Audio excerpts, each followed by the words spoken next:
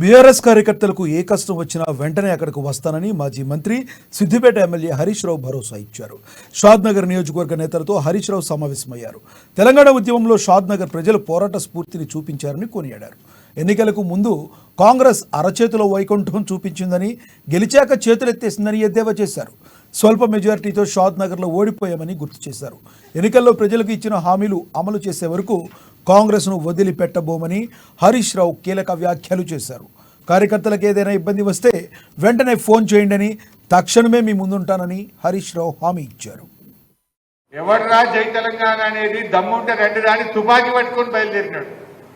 అటువంటి వ్యక్తి రాష్ట్రానికి ముఖ్యమంత్రి అయ్యే కదా అని నేను అసెంబ్లీలో కూర్చొని నా మనసులో కొద్దిగా బాధపడ్డటువంటి సందర్భం.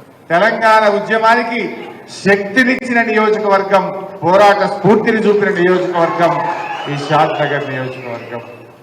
ఆ రోజుల్లో ఎప్పుడు హైదరాబాద్ లో కార్యక్రమాలున్నా ఇక్కడ నుంచి ఎంతో మంది మరి అక్కడికి వచ్చి తెలంగాణ భవన్ లో కానీ, జలదృశ్యంలో కానీ, ధర్నాలలో కానీ, పోరాటాల్లో కూడా గొప్ప స్ఫూర్తిని చూపినటువంటి కార్యకర్తలు ఈ షాద్నగర్ నియోజకవర్గంలో ఉన్నారు. మరి మీరు వరుసగా 2 సార్లు మన అంజయ్య యాదవ్ గారిని అద్భుతంగా గెలిపించినటువంటి కార్యకర్తలు మా షాద్నగర్ నియోజకవర్గంలో ఉన్నారు. సరే, మొన్న కూడా దగ్గరికి వచ్చిపోయినాం కదా, అంత కొడితే 7,000. చాలా కష్టపడ్డారు మీరు అందరూ.